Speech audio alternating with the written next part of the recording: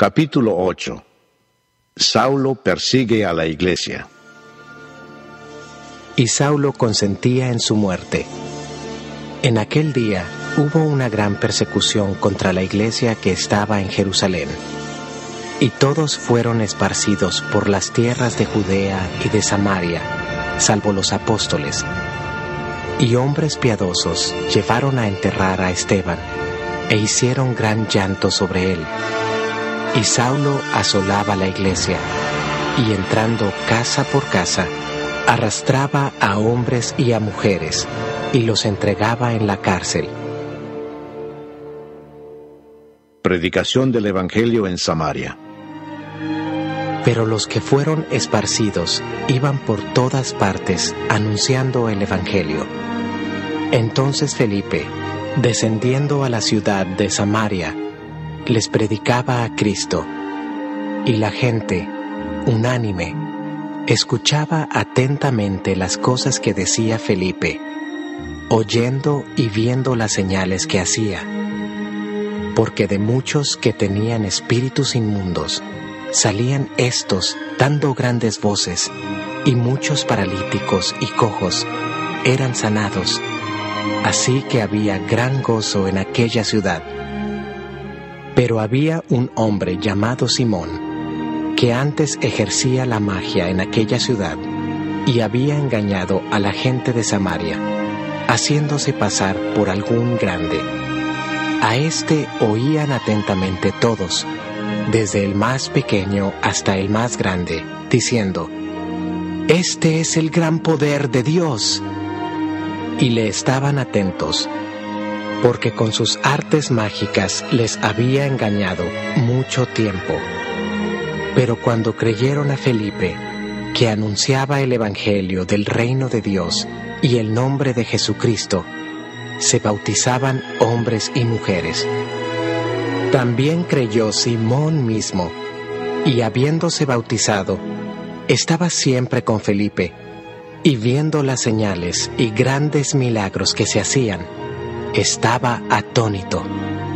Cuando los apóstoles que estaban en Jerusalén oyeron que Samaria había recibido la palabra de Dios, enviaron allá a Pedro y a Juan, los cuales, habiendo venido, oraron por ellos para que recibiesen el Espíritu Santo, porque aún no había descendido sobre ninguno de ellos, sino que solamente habían sido bautizados en el nombre de Jesús.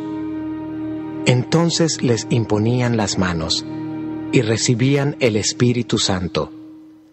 Cuando vio Simón que por la imposición de las manos de los apóstoles se daba el Espíritu Santo, les ofreció dinero, diciendo: «Dadme también a mí este poder, para que cualquiera a quien yo impusiere las manos reciba el Espíritu Santo». Entonces Pedro le dijo: «Tu dinero perezca contigo, porque has pensado que el don de Dios se obtiene con dinero. No tienes tú parte ni suerte en este asunto, porque tu corazón no es recto delante de Dios. Arrepiéntete, pues, de esta tu maldad, y ruega a Dios si quizás te sea perdonado el pensamiento de tu corazón, porque en hiel de amargura y en prisión de maldad veo que estás». Respondiendo entonces Simón, dijo: «Rogad vosotros por mí al Señor, para que nada de esto que habéis dicho venga sobre mí». Y ellos, habiendo testificado y hablado la palabra de Dios, se volvieron a Jerusalén, y en muchas poblaciones de los samaritanos anunciaron el Evangelio. Felipe y el etíope.